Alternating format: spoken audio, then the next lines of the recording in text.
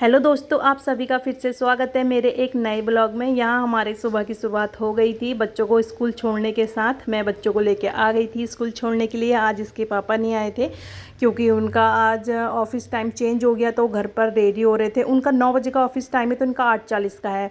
तो मैं इनको लेके आ गई थी। आज इनकी वैन भी दूसरी आई थी, दूसरी वाली वैन शायद से ख़राब होगी, तो इसलिए ये वाली वैन आई थी। इनको छोड़ने के बाद मैं घर आई। फिर सुरेंद्र जी अपने शूज़ में पॉलिश मार रहे थे और पूछ रहे थे कि चले गए करके, ऐसी कुछ बात कर रहे थे। दिन का मेन्यू बता रहे थे कि दिन में ये बना के रखना। मैंने कहा ठीक है। और बेबी मेरी सुबह सुबह ही मुझे बोल रही थी कि गाजर का हलवा बनाओ, तो मैंने कहा सुबह सुबह तो पॉसिबल होगा नहीं गाजर का हलवा, क्योंकि सबके लिए अलग अलग नाश्ता बनता है। सुरेंद्र जी के लिए सुबह ओट्स सिंपल वाला, बच्चों के लिए शिमला मिर्च की सब्ज़ी और रोटी बनाई, स्कूल के लिए टिफ़िन के लिए बनाई। मैंने कहा स्कूल से आना उसके बाद मैं बना के दूँगी। तो मैंने यहाँ पे गाजर वगैरह धुलाई करने के बाद कद्दूकस वगैरह सब कुछ कर लिया था। और एक कटोरे से कम चीनी, मलाई, घी, थोड़ा बहुत ड्राई फ्रूट्स और 4-5 हरी इलायची, मखाने वगैरह सब कुछ रेडी करके मैंने रख लिए थे। यहाँ पे मैंने सब कुछ अपना जो जो सामान मुझे चाहिए, फिर जिस टाइम बनाती हूँ ना तो उस टाइम इधर उधर भागना पड़ता है, इसलिए मैं पहले ही बनाने से पहले इकट्ठा कर लेती हूँ सारा सामान। फिर यहाँ पर मेरी कढ़ाई गर्म हो गई थी, तो मैंने सबसे पहले यहाँ पर मखाने वो ड्राई रोस्ट किए, हल्के हल्के मखानों को रोस्ट किया।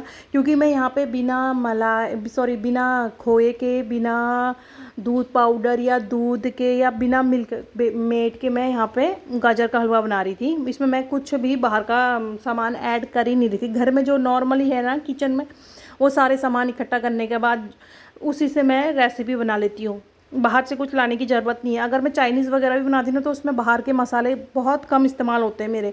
मैं रखती नहीं हूँ, पहले तो बहुत रखती थी, लेकिन अभी तो मैं बिल्कुल नहीं रखती हूँ बाहर के चाइनीज़ मसाले जितने भी होते हैं। तो यहाँ पे मेरे ड्राई फ्रूट्स वगैरह अच्छे से रोस्ट हो गए थे। फिर घी मैंने डाल दिया था।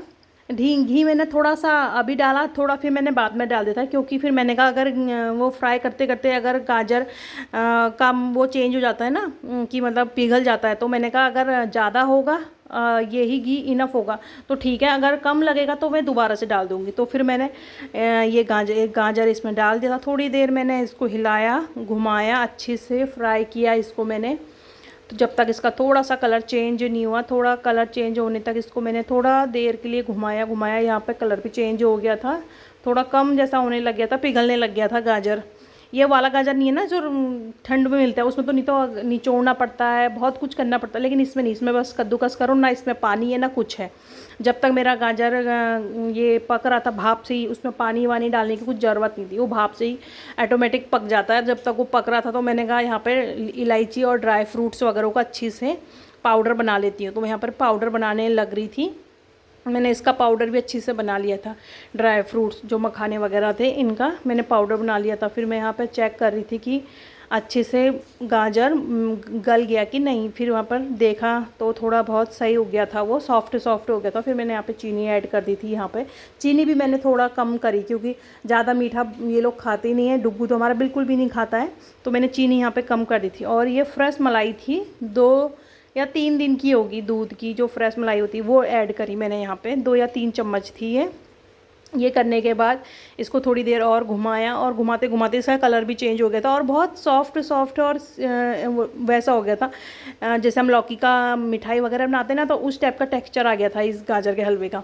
तो अगर इसको हम वो भी करते ना कि किसी उसमें मिठाई के लिए सेब भी देना होता, तो ये अच्छी से हो जाता। फिर मैंने यहाँ पे ड्राई फ्रूट का जो पाउडर था वो भी मैंने सारा ऐड कर दिया था।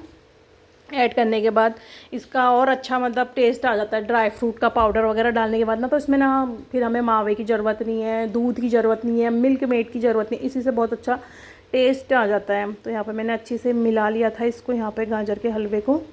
और मैं सोची थी एक बार कि इसको मैं कंटेनर में, मतलब मिठाई का जो बॉक्स होता है ना वैसा वाला स्टील वाला कंटेनर, केक टीन, उसमें कर लूँ, तो उसको थोड़ी देर फ्रीज करने के बाद इसको हम बर्फ़ी के शेप में काट सकते थे। लेकिन फिर मैंने छोड़ दिया। मैंने कहा अभी तो मेरी बेटी आएगी, 2 मिनट नहीं लगाएगी ख़त्म करने के लिए।